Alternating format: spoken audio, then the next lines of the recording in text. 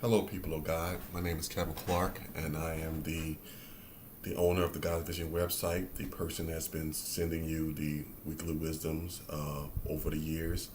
Uh, Many of you already know me personally, and many of you don't. This is the first time some of you've seen my face. So I guess it's the face behind the lessons that you've been getting emails for over the past many years. I am doing something a little differently with this lesson. As we all know, with God, we God brings us from glory to glory, or elevates us, and I believe that this is the next step for me, and doing not only just doing the lessons via email, but also God has challenged me spiritually to step it up a notch. So I'm going to start doing videos, and this is the first one. I'm just going to work through this and figure it out, and and and see where God leads me in this process. At any rate, I thought a good lesson to start on is one that I have written about in the lessons as it relates to Christians and our seemingly unwillingness to want to take instruction or rebuke or be told when we're wrong. And I find it interesting as I read, blogs and Facebook pages and even articles that the mess comments and things that people often say anytime any accountability is being brought is "don't judge me," or another one is he's without sin cast the first stone. It's amazing that these are two very very commonly used scriptures to deflect from accountability. What's most interesting about the whole thing is that those scriptures are when more times than not, I would say 99% of the times I've heard it, probably almost 100%, but definitely 99% of the time I've heard it, have been quoted incorrectly, taken completely out of context, and it's a form of deflection. And the problem is, the church, or many people in the church, is want to use those scriptures to justify not living according to God's will for our lives as Christians. Now, those who are in the world, the scriptures don't apply to. So we shouldn't, as Christians, be applying moral and godly standards, Christ standards, to those in the world. But those who say I'm a Christian and prescribe to Christian lifestyle, then yes, there is some accountability, and those who are Christians are called to hold other Christians accountable. This is a touchy subject for a lot of people, but it's reality, and so that's what today's lesson is going to be about. We're going to look at two of the scriptures that are commonly misquoted and used to deflect, and we're going to move forward. Even after this lesson, I'm sure some who may even see this video may still choose to misquote, and that's their prerogative. This is just for those who are seeking truth, who are seeking to elevate themselves spiritually and move forward, and those who choose not to, then they won't, and God knows that, and so I'm good with that too. So the first scripture we're going to look at is Matthew 7, where it starts with judge not, that you not be judged, for with judgment you will be judged, and with the measure you judge, it will be measured back to you. And why do you look at the speck in your brother's eye, but do not consider the plank in your own eye? Or how can you say to your brother, let me remove remove the speck from your eye, and look, a plank is in your own eye? Hypocrite, first remove the plank from your own eye, and then you will clearly see to remove the speck from your brother's eye. And the Amplified version, I'm going to read that also because I think it brings a little bit more clarity. Do not judge and criticize and condemn, others unfairly with an attitude of self-righteousness and superiority as though assuming the office of a judge, so that you will not be judged unfairly. For as you hypocritically judge others when you are sinful and unrepentant, so will you be judged in accordance with your standard of measure used to pass out judgment. Judgment will be measured to you. Why do you look at the speck, the insignificant speck in your brother's eye, but do not notice and acknowledge the egregious log in your own eye? Or how can you say to your brother, let me get the speck out of your eye, where is a log in your own eye? You hypocrite, play actor, pretender. First get the log out of your own eye, and then you'll see clearly the speck. Then you will see clearly to take the speck out of your brother's eye. That scripture is not about simply not judging. It's about hypocrisy. It's about telling someone that, and I'm going to use adultery for example, because we're going to get to that in the next scripture. It's telling someone that are holding someone or trying to hold someone accountable for committing adultery. They've been caught doing when you're doing the same thing. You just haven't been caught. It's about hypocrisy. It's about double standards. So the scripture is clear. It's saying that it's not about just not judging. It's about, if you're going to do it, make sure that you're right first. It's interesting that people always say don't judge, but how, as Christians, how do we discern right from wrong? How can we? It's impossible to correct even our own children unless we make a judgment call. We have to discern right from wrong. I mean, that's just simple. We can't. You can't do give any correction in any form or fashion without making a judgment call. The key here is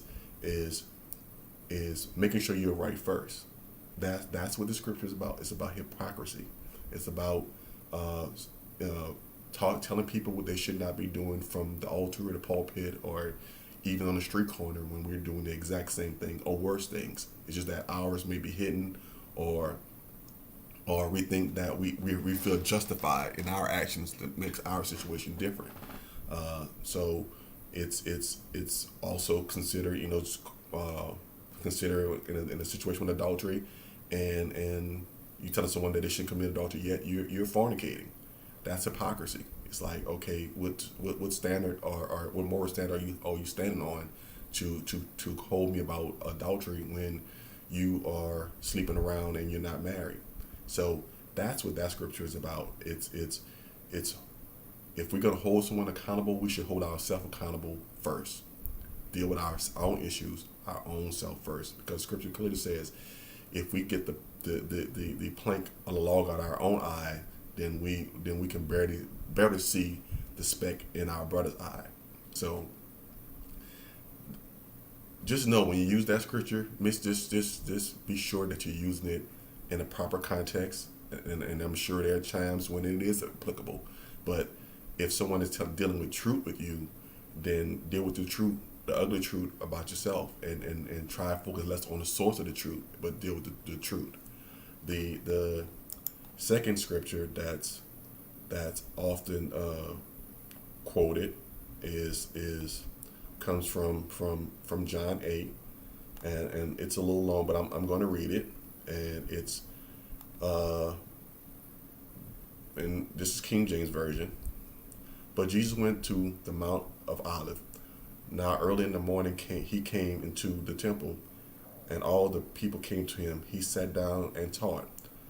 Then the scribes came, and Pharisees brought him a woman caught in adultery. And when they had set her in the midst, they said to him, "Teacher, this woman was caught in adultery, in the very act. Now Moses in the law commanded us that such should be stoned. But what do you say?" This they said, testing him, that they might have something of which to accuse him. But Jesus stooped down and wrote on the ground with his finger, as though he did not hear. So when they continued asking him, he raised himself up and said to them, "He who is without sin among you, let him throw a stone at her first." And he stooped down and wrote on the ground. Then those who heard it, being convicted by their conscience, went out one by one, beginning with the oldest even to the last. And Jesus was left alone, and the woman standing in the midst. When Jesus raised himself up, saw no one but the woman, he said to her, "Where are those where are those accusers of yours? Has no one condemned you?" She said, "No one, Lord." And Jesus said to her, "Neither do I condemn you. Go and sin no more." That scripture is about condemnation. They had judged and was going to condemn her for her sin. And so when one says he's without sin, cast the first stone, it's if someone is rebuking, it's rebuking and condemnation is two different things. So in this scripture, Jesus rebuked her. He told the lady guilty of adultery, he said, "Go and sin no more." So it wasn't that she was able to go and freely continue doing what she wanted to do. He said, "Go and sin no more." So Jesus held her accountable. He rebuked her. What Jesus was against, which the scripture is about, is not condemning. And that's what we should not do as Christians. We should not condemn others for whatever sin they have done. That's God. God is the ultimate judge. If it's someone breaks the law in the world, legal society is responsible for judging, and even if the law says that's man's law. God said we should respect man's law. But as Christians, when we hold others accountable, it's we shouldn't condemn them, and that's what this scripture is about. So when if someone speaks truth to us about a shortcoming, and then someone replies with he who is without sin cast the first stone, that's, unless condemnation is being presented against us, it's out of context. It has nothing to do with someone not being able to tell us about ourselves. So if we're wrong, we're wrong. Again, we should stop using scriptures to justify what we want to do in our flesh, and continue, for example, committing adultery, continue lying, continue stealing, and say because other people are doing it, so don't stone me because other people are doing it. Don't hold me accountable. That's deflection. That again, scripture is out of context. It's the idea that no one can tell us when we're wrong. Then how are we going to be right? How if we go through our entire life doing whatever we want to do, and then we get before God and say, well, no one ever told me I was wrong, so I didn't know any better. So rebuke is about correction. Only way we're going to improve is embracing correction and dealing with ugly truths about ourselves. And to interesting point I'm going to share is Jesus is about rebuke, and he rebuked many, not just the Pharisees, but even those in his inner circle. Let's look at our next scripture in this comes from Matthew 16. And what's interesting about this part is before we get to Jesus rebuking, let's look at verses 13 through 18. When Jesus came into the region of Caesarea Philippi, he asked his disciples, saying, "Who do men say that I am? The Son of Man? Son of Man?" So they said, some say John the Baptist, some say Elijah, and others Jeremiah or one of the prophets. He said to them, "But who do you say I am?" Simon Peter answered and said, "You are the Christ, the Son of the living God." Jesus answered and said to him, "Blessed are you, Simon Bar-Jonah, for flesh and blood has not revealed this to you, but my Father who is in heaven. And I also say to you that you are Peter, and this rock I build my church, and the gates of Hades shall not prevail against it. Well, it was so Jesus just gave Peter his props, and I'm sure Peter was feeling pretty good about that at that moment, and probably feeling a little boastful among other disciples, having Jesus recognize him as the rock that he will build his church upon. But however, we go a little bit further down to 16:21 through 23 of Matthew. From that time, Jesus began to show his disciples that he must go to Jerusalem and suffer many things from the elders, chief priests, and scribes, and be killed and raised the third day. Peter took him aside and began to rebuke him, saying, "Far be it from you, Lord, from you, Lord, this shall not happen to you." But he turned and said to Peter, "Get behind me, Satan. You are an offense to me, for you are not mindful of things of God, but things of men."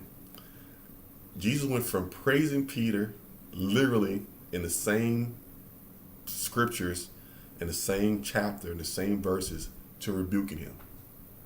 Jesus rebuked. He praised when praise was word as we should do, and he also rebuked. And some will say, well, of course, Jesus has the right. He's Jesus. He should be able to rebuke because he's Jesus. Well, let's go to Galatians 2:11 through 21, and I'm going to read the Amplified version. This is Paul speaking and rebuking. Guess who? Guess Peter. Paul was one that persecuted the church. He was one that was feared by early Christians because he once sought to kill and steal and destroy the followers of Christ. So if anyone probably didn't have a right, someone would think didn't have a right to rebuke anyone was Paul. Yeah, here we go. Again, read this for yourself in full context. But now when Peter came to Antioch, I opposed him face to face about his conduct there because he stood condemned by his own actions. Before certain men came from James, he used to eat his meals with the Gentiles. But when the men came from Jerusalem, when the men from Jerusalem arrived, he began to withdraw and separate himself from the Gentile believers because he was afraid of those from circumcision. The rest of the Jews joined him in his hypocrisy, ignoring their knowledge that Jewish and Gentile Christians were united under the new covenant into one faith, with the result that even Barnabas was carried away by their hypocrisy. But when I saw that they were not being straightforward about the truth of the gospel, I told Peter in front of everyone, "If you, being a Jew, live as you have been living like a Gentile and not like a Jew, how is it that you now virtually forcing Gentiles to live like Jews if they want to eat with you?"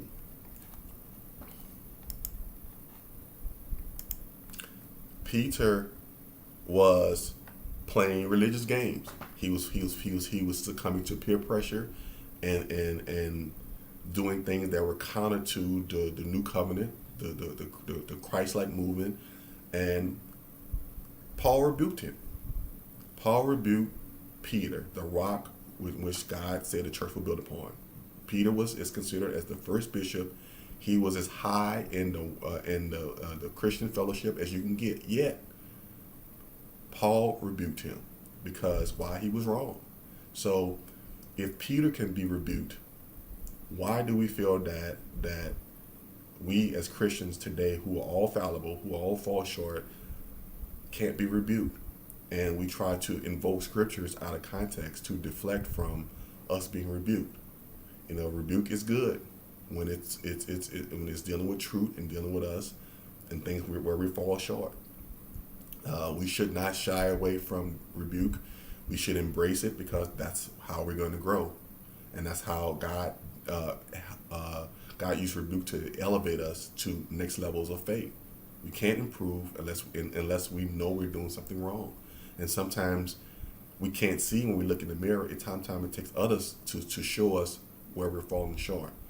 So that's in a nutshell, for this lesson, is we should embrace rebuke that's coming in love, and there may be rebuke that may not even come from a source of love, but if it's true, we don't have to celebrate those who may bring us rebuke that's not coming from a good place.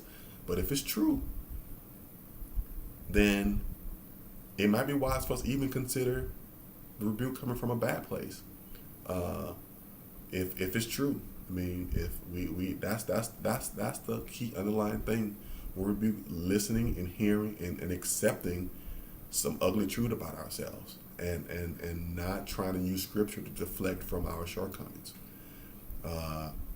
Thank you for taking the time to listen to this message. Feel free to contact me if you like, and definitely share with others if you've been blessed by this lesson. And until next time, take care and God bless.